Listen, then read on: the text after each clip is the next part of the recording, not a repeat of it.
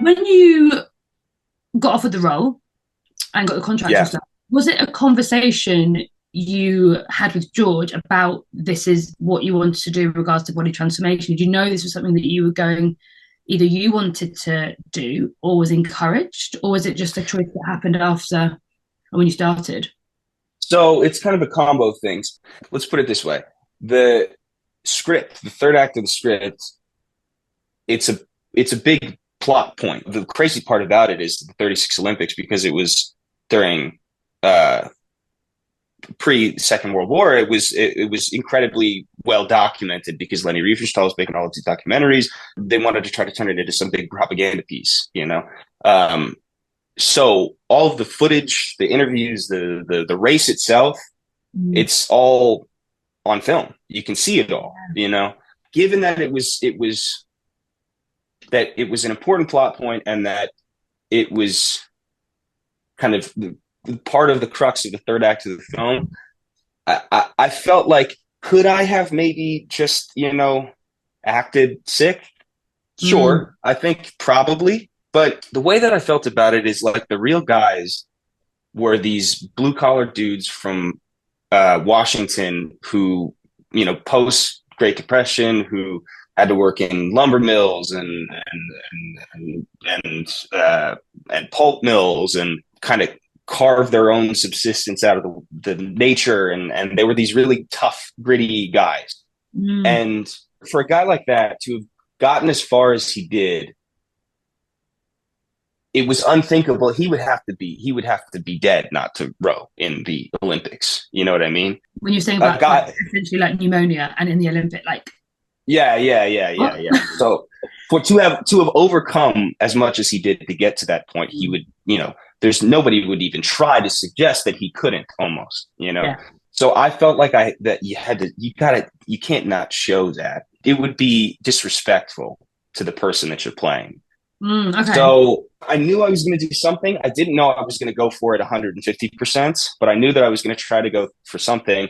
Kind of the etiquette on set, especially it's like in a big ensemble piece, is you don't want to overcrowd. You know what I mean? So I had kind of, I think, intimated that I was going to maybe kind of do something, but no, it wasn't some overt discussion. I think part of the attitude sometimes on bigger things, on a lot of films, on bigger films too, and especially with directors who are actors too, is you do your thing. I hired you because you do your thing. Show up to play ball, Yeah. but I'm not going to micromanage you. Mm. I have a bigger film to worry about, almost. Okay. Yeah, that's interesting. So yeah, so we had Baz as a resource, and I had worked with him through the whole thing. I let him know every single step of the process. I thought that kind of maybe through him, and especially obviously it was obvious on set that I was starting to drop weight rapidly. So I think everybody probably, without having to have an overt spoken discussion about this, kind of knew what I was doing, why I was doing it, and just was the attitude was do what you have to do, kind of a thing. I wouldn't say there was some extensive meeting with Out with him. MGM. Yeah. Yeah, but I think my very junior assessment of the industry at large is, until you're in really a position where people have to micromanage your performance because there's um, box office concerns, or PR concerns or a press rollout, that, the actor is the actor. It's largely left up to you to decide how you want to do what you want to do. Yeah, you had And that what freedom. was You had that freedom to just, like you said, do you. yeah. Yeah, well, even, I mean, I guess almost the inverse of freedom, because I felt like, it's like we said before, it's like you read the book, these are the stats, these are the specs. You can't escape them. You either do it or you don't do it. So I felt like, okay, this isn't so much of a creative choice as this is the reality of what the film demands. So, Yeah, yeah. so then execute. But you like, I think the respect that all the boys had for the story itself was like commendable. Yeah. Like there was no way that someone like you weren't going to do that. Do you know what I mean? Mm. Like, it just the whole story had so much respect from everyone, and everyone wanted to do it justice. And it was kind of from day one. If there was ever any doubt, the coaches kind of set the tone with that as well, didn't they? Because like the rowing coaches, the story is really close to their heart as well. it felt like. Yeah, of course, yeah. There was a lot of, I mean, GB coaches, both. Nick wasn't a GB coach, but he's coached in LA for years, and he had kind of a screenwriting past too. It was amazing. It was kind of the confluence, or the conflation of these two worlds in a very amazing way. And then, of course, Terry was a GB coach, and he was a GB rower as well too, a legend, rowing legend. So, yeah, I think from the coaches, from the training, the high drama of training itself before we even started filming, everybody was dead serious about it from the beginning. The stakes were very, very, very high from the beginning, you know. I think it's going to look beautiful. I think it's I mean, what a great project. I've got more a trivial question. I want to know, what was the first meal you ate when you could eat a proper meal again? This is the thing, right? It's not the stuff that you think that you would crave. I've heard about this before too. You'd think that you just would want like a burger and fries or a steak or something like that. But, yeah, but it's not that really. It's like you get some weird thing in your head and you're like, you know what I mean? Like orange peel chocolates would be the greatest thing in the world. It's because, you know, it's like you're motivated. So it wasn't orange peel chocolate. It's like a chocolate ball that looks like an orange and has kind of a vaguely orange. Oh, like chocolate orange. Yeah. Oh, yeah. So it's like, yeah. I think it's right. Because, you know, it's like, you know how people talk about when you're really starving, like you're hunger signaling. It signals for you to crave the most kind of like fat, carbohydratically complex meal that you can have, because your body is in starvation mode and it just thinks, what would be the thing that would give me the longest stretch that I could possibly have before I feel this feeling again, right? And so for whatever reason, I don't know why, it's like I just had these signals for just was like cakes and donuts and all of this stuff that made me very, very sick immediately afterwards. Yeah, so that was the first stuff. Oh God. Totally Just like, yeah, there were several days afterwards where I was just gripping my stomach and rolling around on the floor. But yeah, no, by the time I got back to New York, because it was this whole thing too. It's like me and my girlfriend was out there too. We flew to LA and then we drove across the country back to New York. So by the time I finally dropped my bags back down in New York, I was probably about 15 pounds heavier and a little bit more back on an even keel. Yeah. Yeah. Good to take that time after, wasn't it? Just to come back. Yeah. I kept up with Baz afterwards too, because I thought, okay, now I've done this before and I've come off of a crazy cut before, but I would like some advice as to how to come up to more kind of a normal and a median. And we've been working out ever since, you know. Yeah, that's the same thing, isn't it? Like we were saying about getting that cut, doing it the safest way. It's so easy. Right, I've done it now, just go back to normal. But actually, there's still like a graph of where you want to be taking that, right? And not just like binging or going into any sort of habits that then just, you know, I guess doing it in the most sensible way possible. You can crash your hormone profile and stuff if you do it in the wrong way, you know. So I just wanted some advice as I started to come back up. And the loading, like Jack's got a background in heavy lifting, like, you know, he's come through like the US structure and been exposed to, you know, high levels of strength training. So it naturally got a really good strength base and profile for that historically. Going from dropping all that weight, essentially, Jack didn't join the boys' sessions more or less when we were filming, did you? Like you did something, we did something different, didn't we? Right, especially in the second half. Yeah, definitely. Yeah, so because the boys, it was all sort of higher impact, higher threshold stuff, whereas Jack, we had to respect the process that he was in, the fragility of his tissues, loaded like, you know, muscular tendinous junctions. Not only that, but like he was battering himself during the day physically, rowing wise. So it was a case of trying to balance the energy sort of requirements with recovery, like structural recovery, neurological recovery, and stuff like that. So, and that was the thing. I think what Jack had like before, the last time he did it, was what was quite nice. What is that gradual reintroduction to load, rather than just like as his weight increased, there was an increase in load, wasn't there? And it's kind of would nicely come up to. Yeah, it's funny because Barry and I now we're on a completely inverse of what we were doing on Boys in the Boat, because now I have a pretty good structure back on, and now the game is kind of trying to get as massive as I possibly can. So now we're kind of going in the other way. I'm kind of back near strength wise, a little bit where I was in college, which is when I was my biggest, I think. I'm not quite there yet, and I definitely don't weigh as much, but strength wise, I'm kind of. So it's so funny that we met going this way, and now since we're kind of like let's just for shits and gigs, just for fun, let's see how strong we can get, kind of a thing, you know. So we're going this way now. How did you find doing that progressive kind of back, introducing load and everything else? Did you find it useful in how your general training was, and sort of highlighting areas that you thought you hadn't really paid attention to before, like weak spots or things that you sort of I just train here,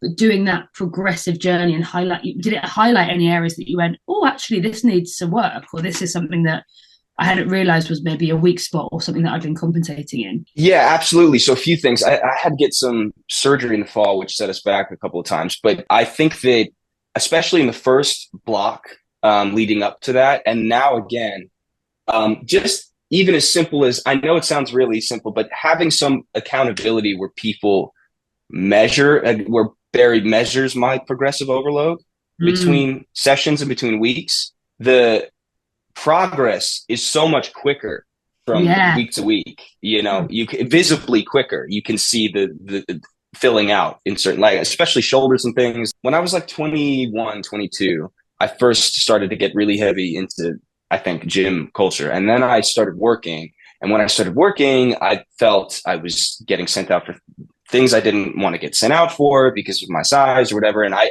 was really in the dark as to what to do. So I just thought, I need to lose weight. I need to kind of get back down into some kind of more of a mean to be castable and different kind of things that I want to be in, especially early on.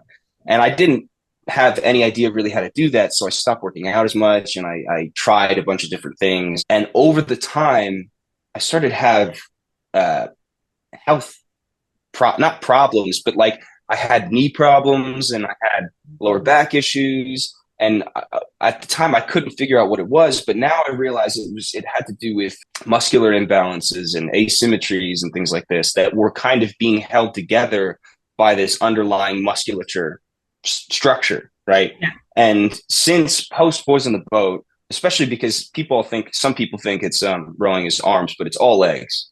And leading right up until Boys in the Boat, I was having really serious for years, like chronic problems. And then especially since then, has kind of brought me back up to a baseline. It's like during the pandemic, the problems were so bad.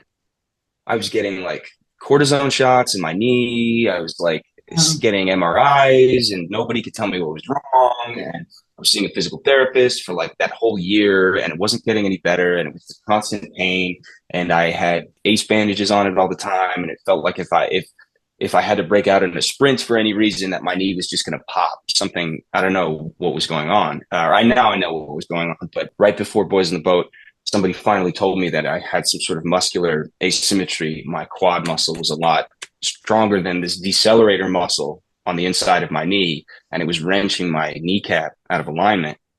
And that if I could just strengthen the inside of my leg, that it would balance out the problem and I wouldn't have this chronic problem anymore. So Boys in the Boat did that. The whole process, working with Barry and rowing and just that constant pressure on it every single day, built the muscle up. And then since now working out with Baz, but also in the way that we do, I mean, now we're on kind of like a push pull, 2 days on break and then 2 days on and then the weekend kind of a thing. I wouldn't say it's leg intensive, but there's a focus on all of the workouts throughout the week on complex lifts involving quads and glutes and, you know, deadlifts, Romanian deadlifts, squats, front squats, back squats, all of this stuff. And it hits it so many times during the week that I've got such a strong base layer in my legs that the pain is like, it's completely, I feel like I'm 16 again. It's crazy. It's like completely gone, you know? Right. So it's been hugely helpful for me and instructive as to where I need to maintain sort of a base level of musculature in order to just have a decent quality of life, you know? So that's been another huge thing as well. One of the things that sneaked in around this as well is, like Jack said, like we concentrate on big compound lifts. We've got a few accessory movements to support that. And I think historically, a few of the boys come in with this and it's so common And we've talked about it quite a lot, so in like on social media and stuff like that, but it's how we practice. Is Jack, like, you got your explosive muscles are like the big ones, the big power producers, push you that way and push you that way. The ones that kind of really quieten down, but under the radar, which you don't know about, which end up in the longer term can cause issues, are the ones that push you, like the lateral muscles, the frontal and those rotational muscles. And Jack's programming has that touched on a few times in the week, whether that's through like abdominal and anti-rotation work and core control into the hips and soleus.